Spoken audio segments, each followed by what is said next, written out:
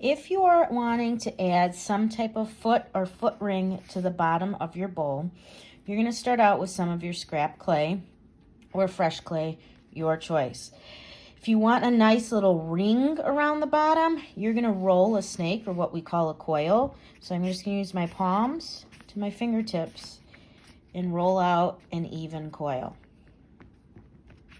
The thickness can be your choice depending on how big or skinny or thin you want your foot ring. Just remember, you don't want to go past that pinky thickness. Then I'm going to line this up, decide on the width I want, and I'm going to cut off my excess clay. Now, if we were just to do this and attach it as is, as your clay dries, it will separate from the piece. So this is where we want to scratch or score and slip our area.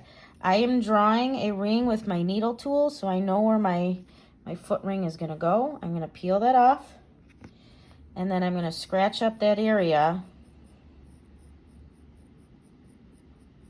where that ring is going to go. So this is your scoring and slipping. This is how you're gluing your pieces together. Then you're going to come in, some of you have a squeeze bottle, or if you don't have the squeeze bottle, you can just scoop out some of the slip, and you're going to apply your slip. Okay. Then we'll place on, and this glues your piece for a secure attachment. Your next steps are to make it, whenever we attach something to our main piece, we want to make it look like it grew off of this piece, not like we just kind of slapped it on there. So this isn't quite finished.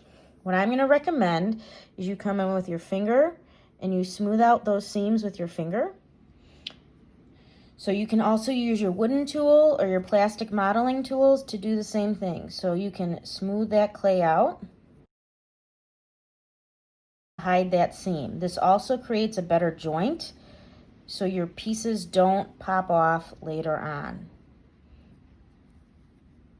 So we're talking about structural integrity and stability, but we're also talking about refining and smoothing out those seams to create a finished piece. Now, some of you may do that and say, that's what I want. I want to refine this a little more. So I'm going to come in with my sponge. I'm going to get this wet, and then I'm going to use my fingers. And I'm going to smooth that out even more. So you can see how that looks like it grew off of the piece instead of just us attaching. So some water and a sponge, and then your fingers, and you can smooth that out really nicely. This is at a point where too you can play with if you need to shape it a little more, angle it.